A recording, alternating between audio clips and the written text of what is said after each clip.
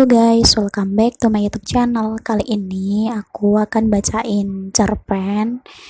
Cerpen ini tuh judulnya Begitulah Rindu. Cerpen ini karangan dari Marsha Kristanto dari website cerpenmu.com. Buat kalian yang pengen tahu ceritanya versi baca bisa langsung kunjungi websitenya cerpenmu.com. Websitenya, linknya udah aku cantumin di description box untuk memudahkan kalian menuju websitenya. Langsung aja aku bacain ceritanya ya. Semoga cerpen ini bisa menghangatkan malam kalian.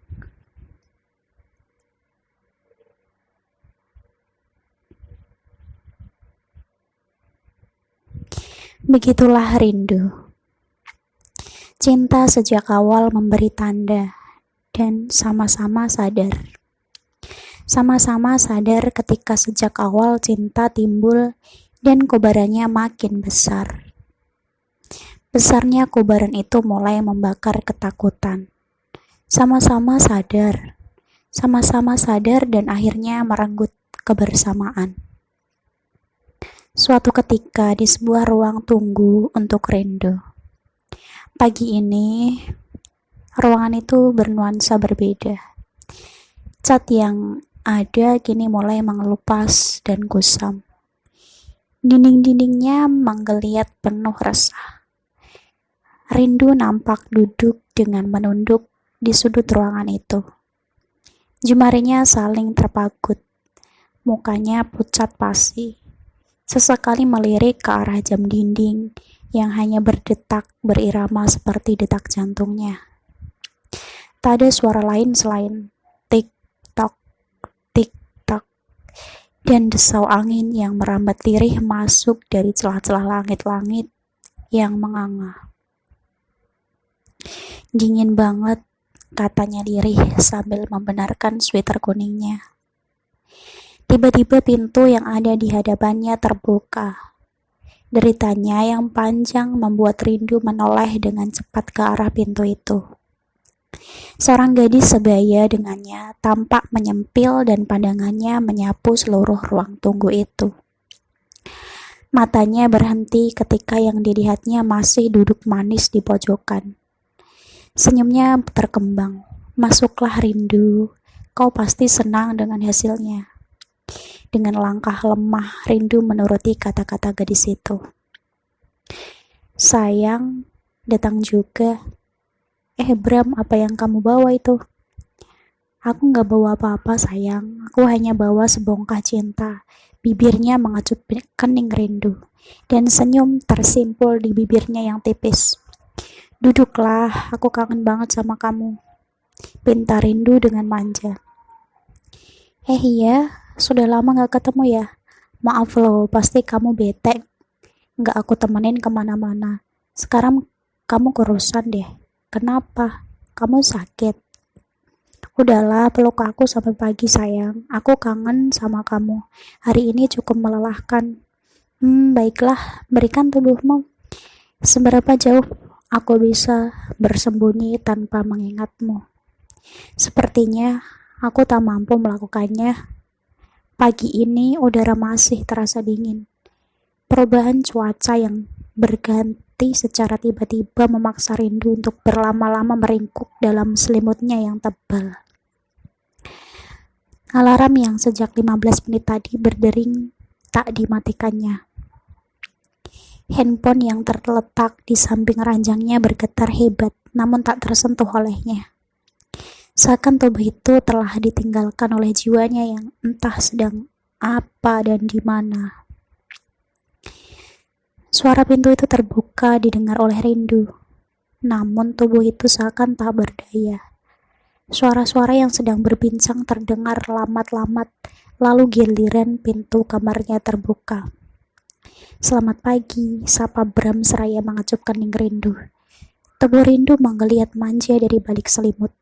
Tangannya meraih tangan Bram dan menariknya ke bawah selimut.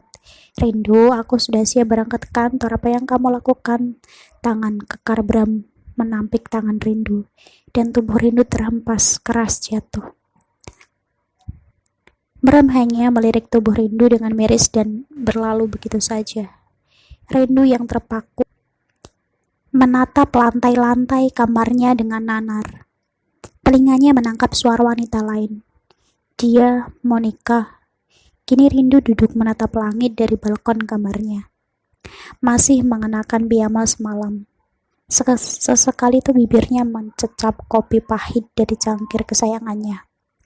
Cangkir itu tercetak potretnya dengan Bram. Kekasih hatinya sejak 3 tahun lalu, selepas masa-masa sekolah. Bel pintu depan berbunyi, dan suaranya cukup mengusik lamunan rindu tentang kejadian tadi pagi. Perubahan Bram dan kehadiran Monica menari-nari dalam pikirannya. Tubuhnya beranjak dari kursi dan mempercepat langkahnya menuruni anak tangga untuk membuka pintu. Kau rupanya. Masuklah, Bim. Sebaiknya aku di luar aja, bukanlah di rumahmu ini hanya kau dan pembantumu saja yang ada. Kenapa, Bima? Bukankah tamu memang harus masuk ke dalam rumah kalau bertamu? Iya, setidaknya jika pemilik rumah memakai pakaian yang lengkap, kata Bima mantap sembari lalu menuju teras. Rindu tersenyum simpul dan berlalu menuju kamarnya setelah memberitahu Mbok Inah untuk membuatkan minum. Bima seorang laki-laki yang jauh berbeda dengan Bram. Bima selalu ada ketika rindu butuh, bahkan ketika orang-orang terdekat rindu jauh darinya. Sorry Bim, lama tadi sekalian mandi. Ya gak apa-apa, sorry pagi-pagi gini aku udah bertamu ke rumah gadis cantik seperti kamu. Ada hal yang ingin aku sampaikan. Oh ya, muka kamu kenapa berubah serius gitu? Aku dengar dari Mala waktu dia ngantar kamu ke dokter. Rindu tersentak. Cangkir yang digenggamnya pun terjatuh. Rindu masuk dan menyuruh Mbok Inah membereskan serakan cangkir. Sedang Bima masih terdiam, pikirannya terus melayang-layang. Maaf Bima, apa yang kamu mau setelah mendengar itu? Seharusnya pertanyaan itu bisa kamu jawab sendiri. Kamu tahu maksudku datang kemari. Kamu mengerti semua sikap dan apa yang aku lakukan untukmu. Rindu terhenyak. Matanya membaca dalam-dalam mata Bima. Nyaris tak ada keraguan dalam tatapan Bima untuk Rindu. Dan Rindu tahu itu sejak lama. Perasaan makin terpojok ketika dengan rutin dan bahkan sengaja Monica mengiriminya foto-foto mesranya dengan Bram di kantor. Bram dan Monica memang sekantor dan intensitas bertemunya Monica dan Bram makin sering membuat jarak rindu dengan Bram merenggang. Sedetik kemudian handphone Rindu berdering. Sebuah chat WhatsApp masuk dan perasaan getar berdesir hebat ketika matanya melihat layar handphonenya. Sebuah pemandangan yang tak ingin dilihat oleh perempuan manapun di dunia ketika kasih hatinya bermanja dengan perempuan lain di tempat lain. Air mata Rindu menggenang di sudut matanya. Tangan Bima meraih handphone Rindu dengan cepat. Air mukanya berubah ketika melihat di layar Bram dengan perempuan lain. Ini yang kamu sebut cinta. Kamu gak berhak bertanya seperti itu, Bima. Air mata Rindu makin mengalir deras. Aku tahu, tapi kamu tidak memberiku kepastian. Rindu, kamu tahu perasaanku. Maafkan aku pun tersiksa ketika melihatmu menangis seperti ini. Cinta tidak mengajarkan kesedihan dan memberikan air mata jatuh sia-sia seperti ini. Hentikan air mata itu, hiduplah denganku. Gak segampang itu, Bima. Kamu pastinya sudah tahu dari Mala, bukan? Aku makin tak layak mendapatkan kamu. Tiba-tiba sebuah mobil melaju kencang memasuki parkiran rumah Rindu. Dari dalam mobil keluar Bram dengan muka merah padam menahan marah. Tanpa basa-basi, tangan kekar Bram menampar Rindu dengan keras. Lalu melayangkan pukulan ke arah ulu Bima. Dengan nafas tersengal-sengal, Bram kembali melayangkan tinju ke arah wajah Bima. Namun kali ini gagal dan mengenai wajah Rindu. Tubuh Rindu terjatuh ke tanah dengan keras. Darah mengalir dari kening Rindu dan sudut bibirnya. Mata Bram tersentak saat tinju yang diberikannya mengenai Rindu. Lalu Bima mengangkat Rindu masuk ke ruang tamu, memanggil Mbok Inah untuk membersihkan luka Rindu. Sedang Bram terduduk lemas di teras. Bima masih menahan sakit di bagian dadanya. Tangannya menodorkan handphone Rindu yang di layar masih terpampang foto Bram dengan Monica. Wajah Bram berubah. Air matanya mengalir. Tubuhnya beranjak menuju Rindu yang masih berbaring lemas. Keduanya berpelukan sambil menangis. Bram tahu bahwa dirinya lah yang bersalah dengan Monica. Apa yang diceritakan Monica tentang Rindu sama sekali salah dan Bram menyesal. Kita harus pisah Rindu, maafkan aku, kata Bram dengan singkat dan berlalu mengusap air matanya. Air mata Rindu mengalir hebat. Deru suara mobil Bram yang meninggalkan rumah itu sudah tak terdengar lagi. Rindu menangis sejadinya. Bukan perpisahan ini yang aku mau, Bima, katanya lirih. Kamu pantas bahagia denganku, Rindu. Tapi Rindu menggeleng. Pelukan Bima dilepaskannya perlahan. Dikecupnya kening Bima dan tubuhnya beranjak mengambil kunci mobil dari meja.